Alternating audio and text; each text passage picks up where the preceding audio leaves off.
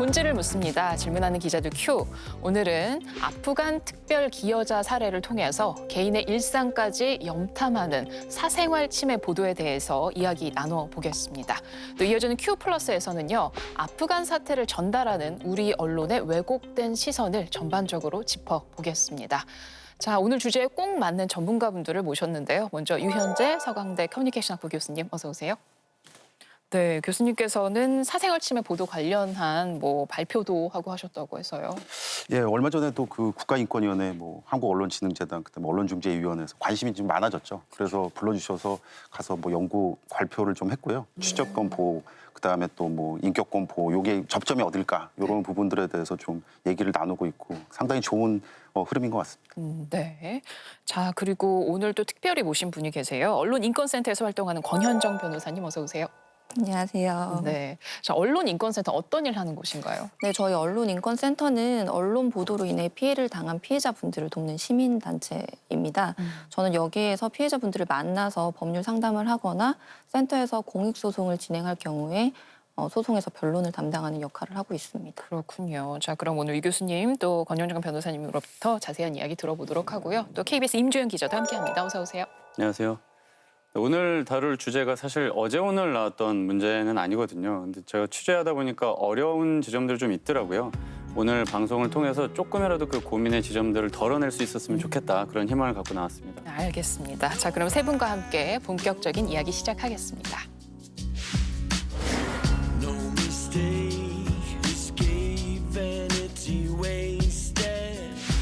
네, 그야말로 기적 같은 일이었습니다. 탈레반의 위협을 피해 한국으로 무사 탈출한 390명 아프간 특별 기여자들의 이야기에 언론의 관심도 무척 높았는데요.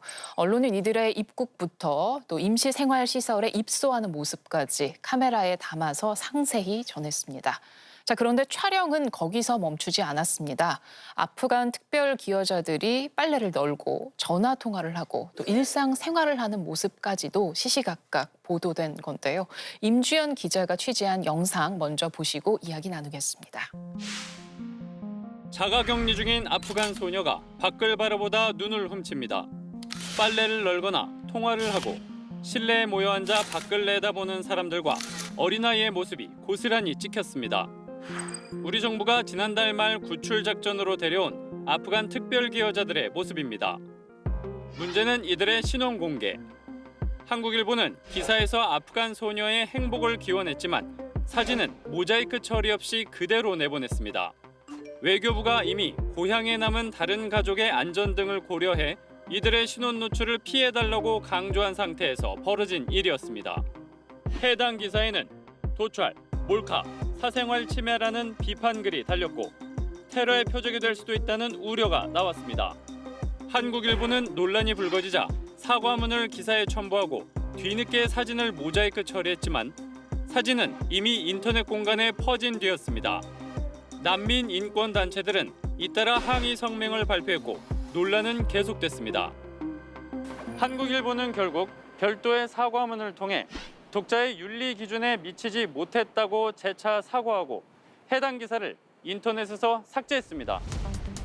그런데 한국일보만의 문제가 아니었습니다.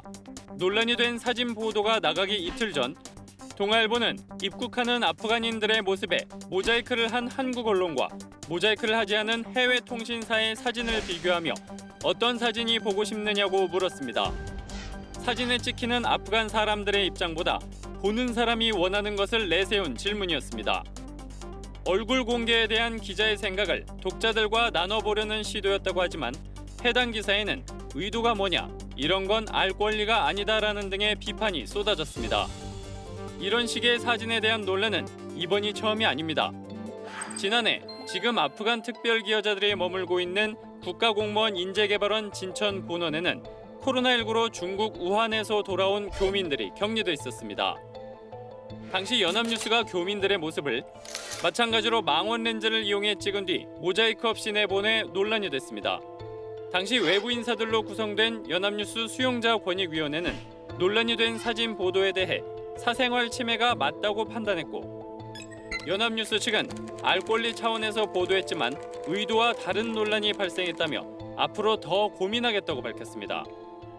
1년 전 제기됐던 문제점이 여전히 개선되지 않은 판박이 같은 상황이 그대로 재현된 겁니다.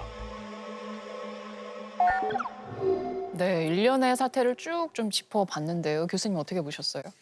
일단은 사진 건지고 그런 다음에 이제 헤드라인 약간 감정 실어가지고 이제 이렇게 얹혀서 뭐 아까도 나왔습니다만 약간 감동 코드를 주려고 한 것 같다. 근데 결과적으로는 감동이 아니라 감정만 상한 거예요. 이게 취재 감수성이라고 얘기를 해야 될 것 같은데 그 부분이 아무래도 대중과의 눈높이는 어긋났다라는 생각이 조금 들고요.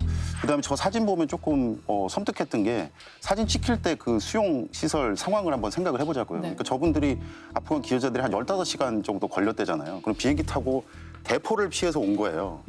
근데 창문을 열었더니 또 다른 대포가 있는 거예요. 그러니까 이제 대포 만원경인 거죠. 그 다음에 계속해서 공포감이 있었을 것 같아요. 그래서 뭐 버티기를 해서 사진을 계속해서 그렇게 양산하고 그런 모습들은 결코 좋아 보이지 않는다. 네, 이게 모자이크 안 하고 사진이 쭉 나오니까요. 보면서도 좀 당황스러웠는데 여기에 취재 윤리 어겼다 이런 비판이 쏟아졌습니다. 근데 뭐 윤리는 윤리고 법적으로도 이거 잘못된 거 아닌가요? 맞습니다. 법적으로도 충분히 문제가 되는데요. 방금 교수님께서도 잠깐 지적을 해주셨지만 일반적으로도 보도 대상에 어떤 동의 없이 얼굴이 노출된다 이러면 초상권 또는 사생활 침해가 문제됩니다. 그런데 이번 아프가니스탄 특별 기여자의 경우에는 말씀하셨던 것처럼 이렇게 얼굴이 노출되면 추가적인 박해나 테러의 위험성이 가중될 수 있기 때문에 네. 더욱더 조심을 해야 되고요. 또 이들의 지위는 난민과 같다고 볼 수 있는데 저희 난민법에서는 당사자의 동의 없이 인적사항 즉 얼굴이나 성명이나 직업 이런 부분들이 공개돼서는 안 된다라고 규정하고 있습니다. 그리고 또 이것이 어겨졌을 경우에는 1년 이하의 징역이나 1천만 원 이하의 벌금에도 처하도록 하고 있거든요. 그래서 매우 신중해야 되는데 언론이 이런 부분에 좀 더 신중을 가지 못했다는 점에서 위법성의 정도가 더 크다고 보여집니다. 네. 생명의 위협을 피해서 우리나라로 온 사람들인데 우리가 더 큰 위험에 몰아넣은 건 아닌가 걱정이 되는데요. 해당 언론사는 어떤 입장입니까? 제가 문제의 사진을 찍은 기자를 통해서 좀 직접 들어보고 싶었는데 실제로 접촉할 수는 없었고요. 대신 그 동료 기자나 뭐 다른 타사 기자들을 통해서 전해 들은 바에 의하면 이 논란이 불거지고 나서 그 사진 찍은 기자가 좀 마음고생이 많이 심했다고 합니다. 논란 초기에는 그런 것도 있었대요. 그러니까 좋은 보도, 좋은 취지로 보도를 했는데 예상외로 너무 많은 비판이 쏟아지네라는 내부의 어떤 그런 시각도 있었다고 해요. 초반에는. 근데 또 한국일보가 비판받았던 이유 중에 또 하나가 뭐냐면 자체 보도 준칙을 가지고 있는 몇 안 되는 언론사 중에 한 곳이었거든요.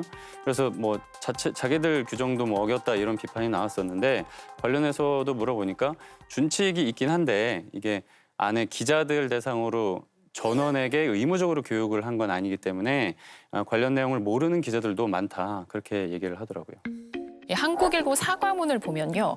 많은 관심과 응원을 요청하는 의미로 보도했다. 이렇게 썼더라고요. 이런 걸 보면은 참 뉴스를 생산하는 언론사와 또 언론 소비자 사이의 인식의 차이가 이렇게 크구나 다시 한번 느끼게 됩니다. 그 기자들이 대부분이 속해 있는 곳이 한국기자협회잖아요. 네. 근데 거기에 이제 인권 보도 준칙이라든가 각종 강령들이 이제 떠 있어요. 근데 거기 보면 항상 디폴트로 가장 먼저 있는 게 사생활 침해와 관련된 사항, 그다음에 뭐 인격권 보호 이런 것들이 있고요. 그다음에 언론중재위원회 보면 시정공고 내리지 않습니까? 근데 거기 심의 기준 보면 1장 1조가 사생활 침해와 관련된 내용. 그러니까 이거는 원칙상으로 보면 인격권을 앞서는 취재권은 없는 것 같아요. 그래서 그 부분에 있어서는 개선이 좀 필요하다라고 생각이 듭니다. 네, 말이 나와서 얘긴데요. 지난해 중국 우한에서 교민들이 귀국했을 때 연합뉴스가 그 교민들의 생활을 망원 렌즈로 촬영해 보도해서 큰 무리를 빚었습니다.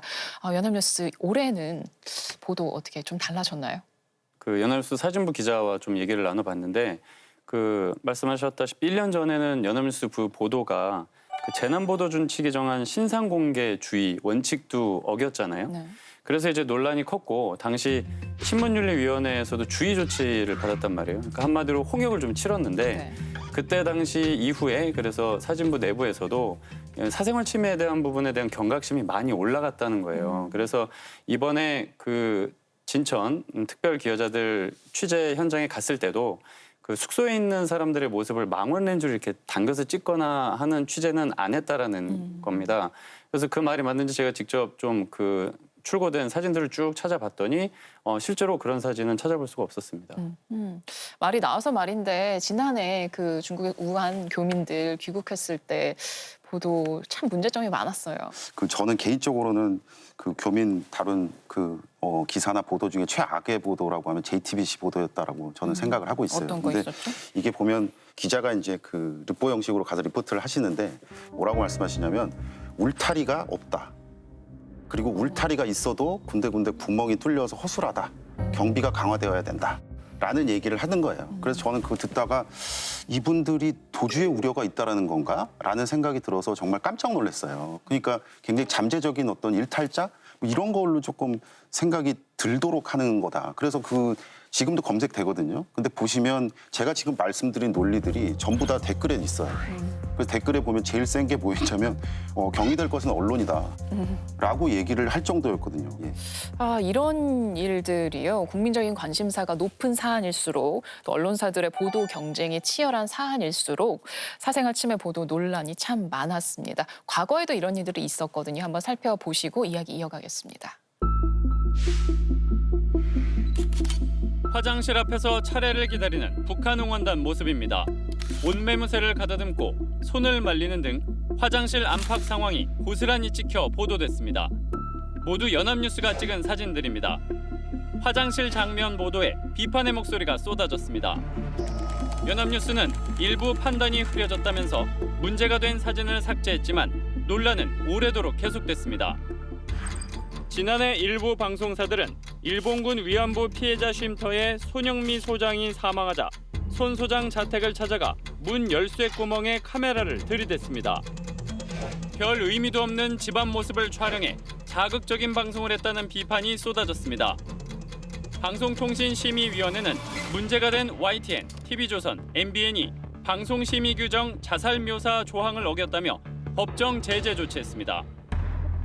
지금으로부터 9년 전 잠자고 있던 8살 어린이를 이불째 납치해 성폭행한 고종석 사건 때는 언론의 무분별한 취재가 극에 달했습니다. 대부분의 언론이 사건 현장을 무단으로 찍어 보도했고 피해 아동의 집을 특정할 수 있는 장면을 내보냈습니다. 사건과 무관한 사적 기록물을 앞다퉈 공개했고 심지어 피해 아동의 상처와 얼굴 사진을 방송에 내보내 공분을 샀습니다. 언론이 2차 피해를 키웠다는 지적이 나왔고 피해 아동의 가족은 고종석보다 더 나쁜 건 언론이라고 울분을 토했습니다. 이때의 보도 행태는 이후 성범죄 보도 준칙을 마련하는 계기가 됐습니다. 왜 무슨 여자 화장실은 왜 들어가고 열쇠 구멍으로 남의 집은 왜 보고 왜 이렇게 무리해서 취재를 하는지 모르겠어요. 근데 정말 저희도 저런 보도가 나올 때마다 정말 심장이 철렁하는데요. 특히 저 고종석 사건을 보시면 당시 언론 보도로 인한 피해가 정말 심각했습니다. 고종석 사건은 저희 언론인권센터에서도 피해자와 피해자 가족분들을 대리해서 정정보도 청구, 손해배상 청구를 소송을 진행을 했었고 일부 승소해서 피해자 가족분들에게 언론사마다 약 2천만 원에서 3천만 원 가량의 손해배상금이 인정이 되기도 했었는데요. 당시 정말 여러 언론사들이 피해자 가족분들의 사적인 부분뿐만이 아니라 실제로 사실 확인을 제대로 하지 않은 내용까지 보도를 함으로 인해서 오히려 피해자 가족들이 악플을 받기도 했었어요. 재판 과정에서 이런 보도들은 심각한 사생활 침해에 해당하고 명예훼손적인 부분도 있다라고 다 입증이 되었고 특히 또 이런 범죄에 대한 보도에도 이런 피해자들의 사생활 측면은 필요한 상황이 아니다라는 법원의 판단이 있었습니다.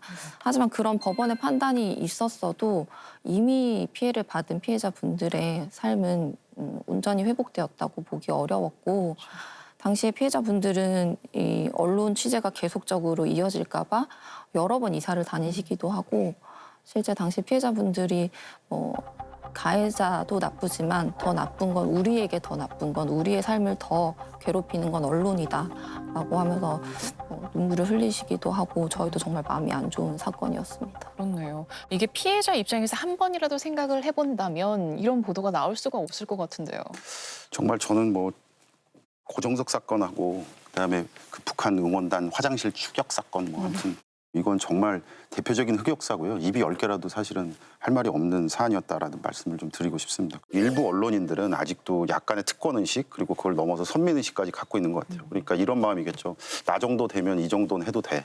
라고 생각하고 그다음에 취재를 하시다가 국민의 알 권리와 관련도 있을 거고 그다음에 이거는 공공에 관련된 거야라고 계속해서 자체 뭔가 양산을 하지 않는가라는 말도 안 되는 명분이긴 하죠. 그다음에 또 하나는 지금 뉴스 소비 상황이 굉장히 경쟁이 엄청나잖아요. 그러니까 그런 부분에 있어서 아마 회사도 그렇고 데스크도 그렇고 일선 기자들에게 아마 명시적으로 암시적으로 압박하는 게 아닌가라는 생각이 들어요. 그러니까 소위 말하는 그림 좀 되는 거 그리고 그림 좀 되는 거 여러 개 갖고 와라고 한다면 그러니까 자꾸 그 미장센 저널리즘 뭐 썸네일 저널리즘 막 이렇게 하는 것처럼 이렇게 되면 그 일선 기자들이 벼랑에 몰리게 되겠죠. 네, 그럼 취재 현장을 직접 뛰고 있는 입장에서 임주영 기자 어떻게 생각해요?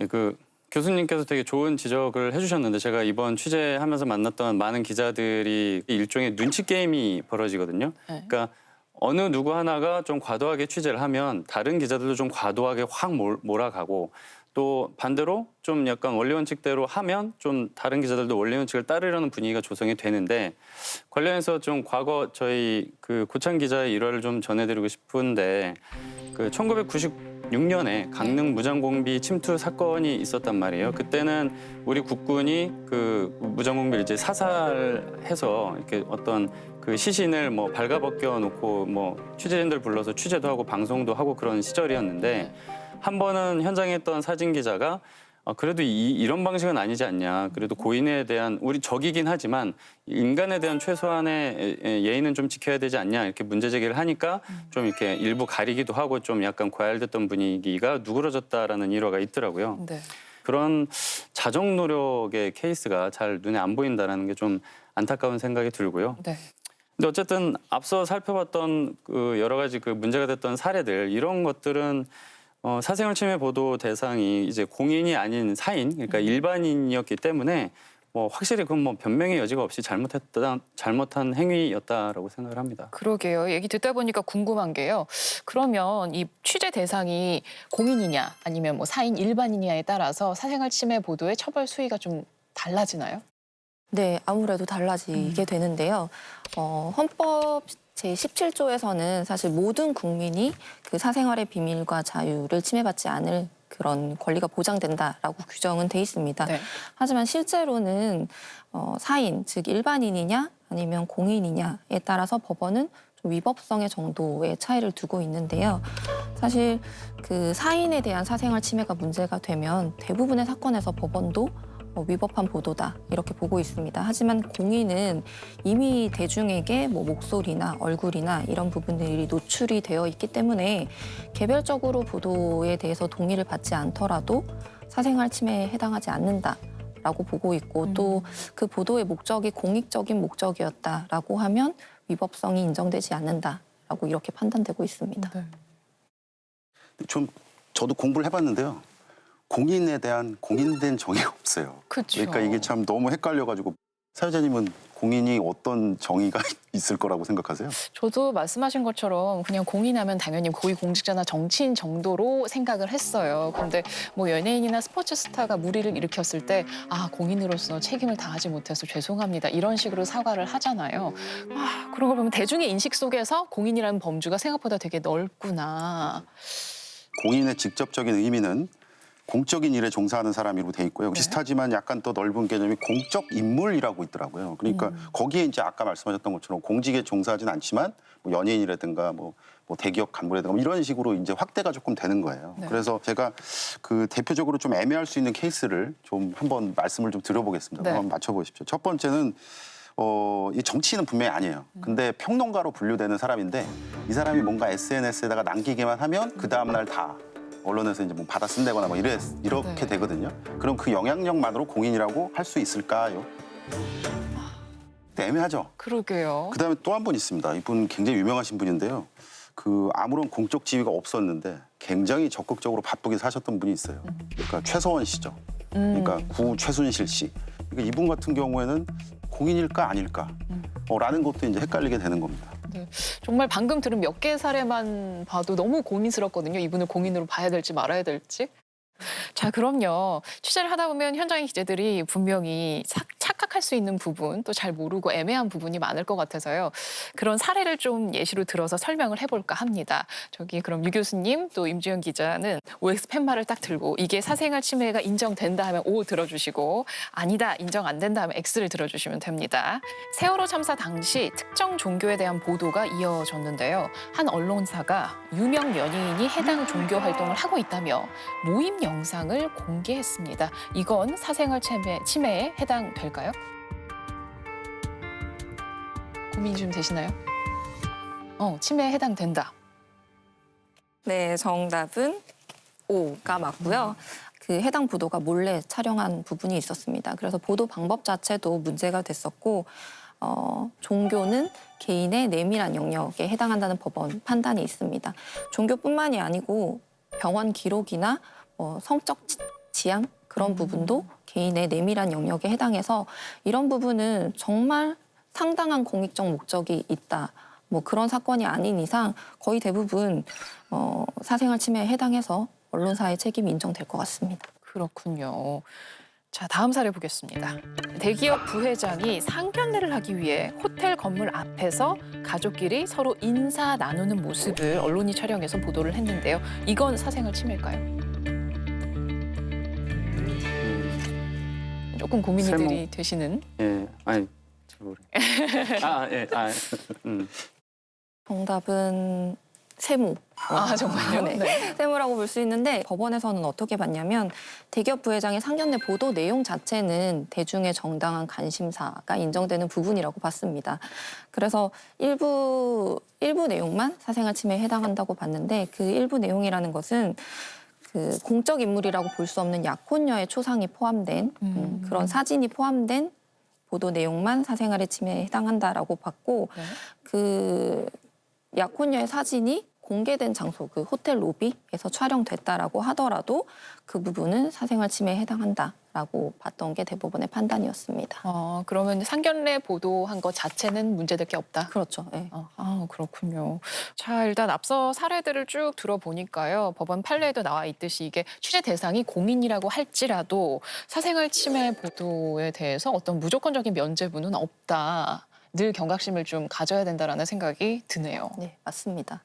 공공의 정당한 관심사가 인정되는 인물이더라도 그 보도의 목적이 공익 목적인지 또 보도를 정당한 방법으로 했는지 이런 부분들을 세밀하게 심리해서 이들에 대한 보도가 나갔을 때 이익 형량을 따져서 그들의 사생활과 언론의 자유 사이에 어느 쪽에 더 우선할 것인지 어떤 기본권에 더 중점을 둘 것인지 그런 측면에서 법원은 판단을 하고 있습니다. 네, 그런가 하면 공인을 대상으로 한 도를 지나친 취재 관행이 사회적인 문제가 되기도 했습니다. 대표적인 게 이 공인의 장례 관련 취재였죠. 각종 윤리 강령이나 뭐 보도 준칙 같은 데 보면 사망자와 유가족의 사생활을 보호하도록 돼 있거든요. 근데 공인의 죽음은 공인이라는 이유로 그 원칙이 좀 자주 무시되는 경우가 있습니다.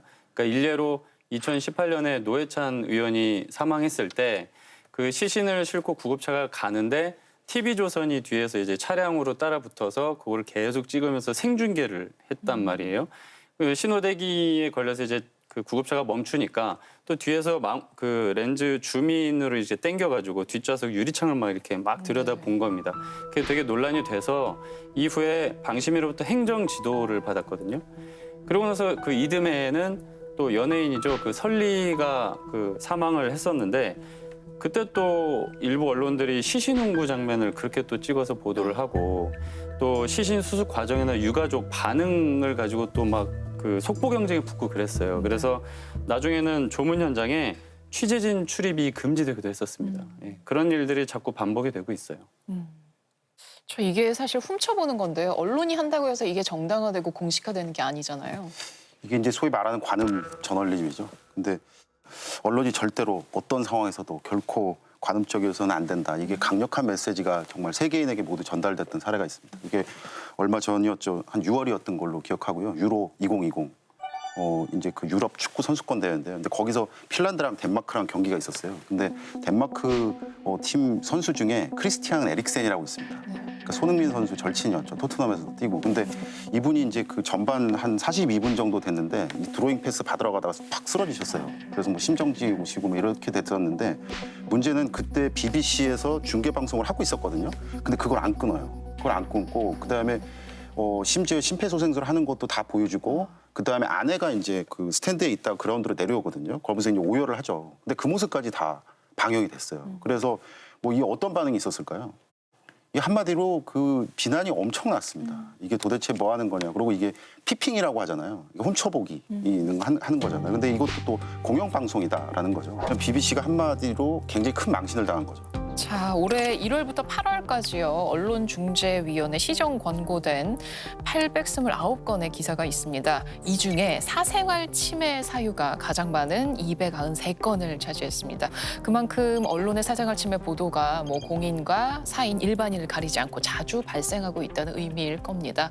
근데 뭐 임조영 기자도 열심히 취재를 하다 보면 어느 순간에 딱 고민되는 지점이 있을 것 같아요. 사실 저도 취재하면서 헷갈리거나 고민이 되는 지점들이 많았고 그 취재를 한 다른 기자들도 그런 고민들을 많이 토로를 했거든요. 그러면 뭐 기자들이 대체 어떤 부분에 대한 고민들을 갖고 있는지 제가 영상으로 담아 왔거든요. 그러니까 일단 한번 보시죠. 경험 많은 중경 기자라 해도 현장은 여전히 어렵습니다. 뉴스 생산자와 소비자 간의 인식 차이가 가장 큰 어려움입니다. 사진 기자로 생각을 한 게 이제 올해로 만으로 이제 15년째인데 최근 이제 몇 년 사이에 그런 부분들이 굉장히 많이 변했거든요. 이제 대중의 감수성, 독자들의 그런 인권 감수성을 저조차도 쫓아가기가 쉽지 않구나. 플로어에서 어떤 식으로 반영할지 그렇게 고민을 해야 되는 시점이라고 생각이 듭니다. 이런 같은 논란들이 1년 만에 반복되는 이유가 뭘까요? 관성이라고 생각을 하는데 뭐 20년, 30년 동안 한국의 언론들은 그런 방식들의 취재를 해왔고 그래서 그게 크게 고민하지 않고 옳은 방식이다라고 생각을 하고 있는 거죠. 그 현장을 똑같이 나간다면 아마도 저도 고민은 하겠지만 일단 사진을 찍을 것 같아요. 분초를 다투는 상황이라면 고민의 깊이는 더 얕아질 수밖에 없습니다. 또 방송 뉴스는 좀 시급함이 있잖아요. 취재해서 오면 한두 시간 뒤에 바로 뉴스 나가야 되고 그런 영상을 두고 되게 숙고할 시간이 좀 부족한 체계라고 봐요. 좀 현장 기자들은 좀 이제 그런 좀 괴로움과 이제 괴로움이 쌓이면서도 현장에서 늘 이제 고민해야 되는 하지만 답이 명확히 나오진 않는 이런 상황에 좀 놓여 있는 것 같아요. 공익성을 기준으로 해야 한다는 건 알지만 현장 판단이 쉽지 않다고 말합니다. 사안별로 그 기준을 뭘로 잡느냐가 너무 모호하고 개인별로 기준이 다 다를 거고 언론을 접한 시민들이 판단했을 때의 기준이 또 다르기 때문에 그게 현장에서 매번 판단하기는 좀 많이 어렵습니다. 3년 전 발간해 3번의 개정을 거친 영상 보도 가이드라인. 제정에 참여한 나준영 기자는 판단이 어려울 땐 현장에서 한 발짝 물러서 볼 필요가 있다고 강조합니다. 일본 TBS에서 만든 가이드라인인데 거기에 이제 그런 얘기가 있더라고요. 그 어떤 골목에 가정집에 어떤 우리가 취재할 대상이 있는데 그 사람을 취재하기 위해서 모든 언론이 뻗치기를 하고 있다. 나도 거기서 계속 뻗치기를 하고 있는데 이거를 계속 해야 될지 말아야 될지에 대한 막 고민스러운 상황이 있다. 그럴 때 당신에게 이야기해주고 싶다 하면서 그럴 때 잠깐 카메라를 내려놓고 그 무리 밖을 나와서 그 현장을 한번 바라보라. 그래도 저것이 취재할 가치가 있다면 당신은 들어가야 되고 그 가치가 없다고 판단이 된다면 카메라를 들고 나와라 하는 그런 규정이 있더라고요. 그 제시가 있더라고요. 그래서 우리는 그런 것까지를 그동안 고민하고 자율적으로 생각하는 것들을 과연 기자들이 스스로 해왔는 거에 대한 것을 한번 자문해 볼 필요가 있다는 생각이 듭니다. 결국 그 현장 판단이 너무 어렵다라는 게 공통적으로 나왔던 가장 큰 어려움이었었어요. 네. 예를 들어서 지난 7월에 건강상 이유로 이제 재판에 출석하지 않고 그 집 앞 그 전두환 전 대통령 얘긴데 집 앞 그 골목길을 이렇게 홀로 산책하는 모습이 한국일보 사진 기자 카메라에 담겨서 보도가 됐죠. 그렇죠. 그래서 그게 호평을 받았고 결국에는 보도 사진상까지 탔거든요. 근데 이제 좀 헷갈리는 지점이 있어요. 그러니까 집 주변을 산책한다라는 그 행위가 과연 사적인 행위냐 아니면 공적인 행위냐에 대한 판단이 퍼뜩 안 들어오거든요. 그러니까 이 변호사님 보시기에는 어떻게 보세요? 이 그 산책 행위에 대해서.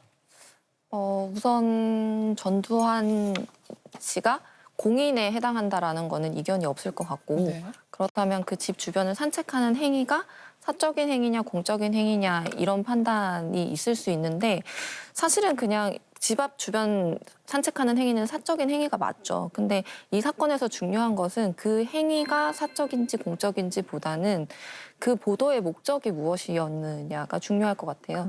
전두환 씨가 계속 그 건강 악화 등의 문제로 그런 핑계로 재판에 출석하지 않고 있었는데 산책을 하고 있었다. 그러니까 재판에 불출석하는 게 뭐 특별한 이유가 없었다. 변명에 불과했다. 이런 거를 대중에게 알리기 위한 목적이었기 때문에 그 부분에 있어서는 굳이 따지자고 한다면 그 보도로 인한 침해되는 사생활의 영역이 최소화됐다. 보도의 정당성이 인정됐다. 그렇게 판단될 수 있을 것 같습니다. 이런 비슷한 사례가 있을 때 기자들이 과연 그 잘 판단할 수 있겠냐라는 것들을 다른 기자들도 걱정을 하는 거죠. 그러니까 그런 사생활 침해 가능성을 너무 염두에 둘 경우에 취재 활동이 다소 위축될 수밖에 없고 그러면 이런 방식의 보도가 잘 안 나올 수도 있지 않겠냐라고 하는 그런 우려의 목소리가 나오는 것도 사실입니다. 맞습니다. 충분히 공감이 되는데 더 고민스러워졌어요. 공인의 사생활 보도 어느 선까지 허용이 돼야 될지요. 그래서 일단은 해외에선 좀 어떨까라고 해서 조금 사례들을 찾아보니까 네. 첫 번째는 그 유럽 케이스인데요. 지난 2012년이었는데 유럽 인권재판소 결정이 하나 있더라고요. 이 결정문을 조금 읽어드리면 공인의 사생활을 보도할 수 있는 언론의 자유는 폭넓게 인정되어야 한다라고 해서 이게 가치가 뭐 어떻고 이게 가치가 어떻고 그런 건 아니지만 그 무게추는 분명히 언론의 자유에 있다라고 이제 얘기를 한 거고요. 미국도 약간 좀 비슷하더라고요. 그래서 뭐 공인 이론이라고 있는데 이거는 공인에 대한 취재를 어쨌든 넓게 허용해야 된다라는 논리이고요. 그래서 뭐 예를 들어서 뭐 혹시라도 오보가 있더라도 무조건적인 징벌은 피해야 한다라고 지양해야 한다라고 돼 있었는데 굉장히 무서운 단서 조건이 하나 있어요. 어떤 거요? 만약에 이 제공한 정보에 있어서 현실적이고 명백한 악의가 있을 경우에는 굉장히 큰 대가를 치른다. 그래서 그게 이제 액추얼 멜리스라고 하더라고요. 그러니까 이게 그 하나의 그냥 잣대, 그냥 단일 잣대로 이걸 들이대면 기자들도 힘들고 그다음에 현실에도 안 맞고 그럴 것 같아요. 그러면 예를 들면 TPO라고 하지 않습니까? 타임, 플레이스, 오케이전. 아까 뭐 전두환 씨 케이스도 마찬가지인 거고 그 TPO를 대입해보면 어떤 기사가 정당성이 있는지 조금 판단할 수는 있을 것 같아요. 예를 들어서 그 우리가 잘 알고 있는 우병우 전 수석 그 사진 찍힌 거 있지 않습니까? 근데 그게 아마 보도상도 받은 걸로 제가 알고 있는데 그런 식으로 해서 한번 판단을 한번 해보면 공적 인물이죠. 전 수석이니까. 그리고 공적 사안이었어요. 국정농단이니까. 그리고 너무나 엄격한 공적 그 건물에 있었죠. 그리고 또 하나 굉장히 또 공적 인물 그 수사 검사가 있고 그다음에 얘기를 나누고 있었지 않습니까? 그러니까 이거는 명백하게 공적인 목적도 있고 공익적인 목적도 있고 그다음에 정당화가 돼서 아마 상도 받았다라는 생각이 조금 들고요. 권 변호사님 어떻게 보세요? 저는 한번 피해자의 입장에서 말씀을 드려보고 싶은데요. 사실 최근에 언론 매체가 굉장히 다변화됐잖아요. 그래서 또 한번 언론 보도가 있으면 이런 피해가 과거에 비해서 굉장히 즉각적이고 또 그 파급력이 더 커졌어요. 그래서 사생활 침해가 있다라고 하면 그 피해자들은 이후에 그 침해 이후에 그 피해를 구제해준다는 것이 사실은 큰 실효성이 없는 경우가 많습니다. 그런 의미에서 그 법적인 규제를 강화한다는 것이 뭐 처벌 수위를 높인다거나 아니면 보상의 금액을 증액한다라는 것이 아니라 법률이나 법원에서 좀 구체적인 사안에 따라서 가이드라인을 제시해 줄 수 있게 그런 측면에서 규제가 들어가야 된다라고 보고 있고요. 네. 지금까지 비슷한 일이 계속 반복되는 것을 보면 아직까지도 언론사의 그 자정 능력이나 고민의 정도가 좀 약하지 않나라고 생각이 돼요. 언론사들도 그런 측면에서 좀 더 고민을 해봐 주시기를 좀 부탁드리는 그런 네. 입장입니다. 네. 자, 시대가 변하면서 사생활 보호와 인격권에 대한 우리 국민들의 인식은 갈수록 높아지고 있는데 정작 우리 언론만 구시대 관행에 머물러 있는 건 아닌지 현실적인 고민을 얼마나 깊게 하고 있는 건지 오늘 세 분과 함께 짚어봤습니다. 감사합니다.